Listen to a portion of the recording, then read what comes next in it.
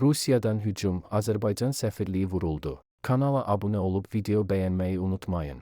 Rusiya ordusunun Ukraynaya həyata keçirdiyi raket və dron hücumu nəticəsində Azərbaycanın Kiyevdəki səfirliyinin binasına zərər dəyib.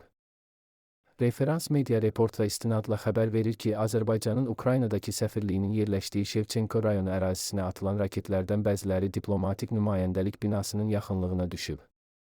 Zərbə nəticəsində səfirlik binasının pəncərələri sınıb.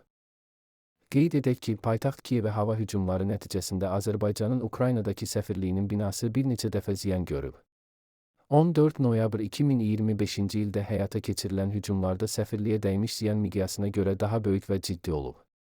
Hadisə ilə əlaqədar Azərbaycan Xarici İşlər Nazirliyi (HN) Rusiyaya nota verib. Xüsusi nümayəndə Zəngəzur dəhlizindən danışdı. Yenidənqurma prosesinin strateji baxımdan ən mühüm istiqamətlərindən biridir.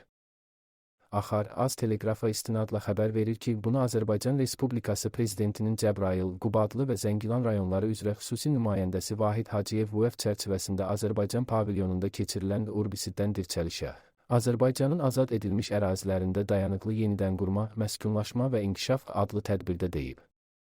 O bildirib ki, tarixən İpək yolu üzərində yerləşən bu ərazi Avropa ilə Asiya arasında mühüm körpü rolunu oynayıb. Bugün Qarabağ və Şərqi Zəngəzur Şərq-Qərb və Şimal-Cənub beynəlxalq nəqliyyat dəhlizlərinin inkişafı vasitəsilə yenidən əsas regional bağlantı mərkəzinə çevrilir.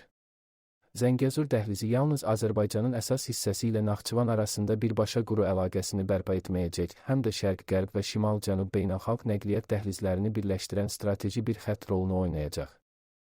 Azərbaycanın 2-ci Qarabağ müharibəsindəki qələbəsindən sonra bu layihənin həyata keçirilməsi istiqamətində geniş miqyaslı işlərə başlanılıb. Bildiyiniz kimi, Horadiz-Ağbənd avtomobil yolu artıq tikilir və demək olar ki, tamamlanmaq üzrədir. Eyni zamanda Horadiz-Ağbənd dəmir yolu xətti də yekunlaşmaq üzrədir. Zəngəzur dəhlizinin reallaşdırılması regionda dairəvi dəmir yolu şəbəkəsi yaradacaq və Azərbaycanın illik yükdaşıma potensialını təxminən 15 milyon ton artıracaq. Bununla yanaşı artıq fəaliyyət göstərən Zəngilan Beynəlxalq Hava Limanı da mövcuddur və hava limanı təyyarələri qəbul edir. Bu, yük daşımalarının hərəkətliliyini, bağlantıları və investorların çıxış imkanlarını əhəmiyyətli dərəcədə yaxşılaşdıracaq.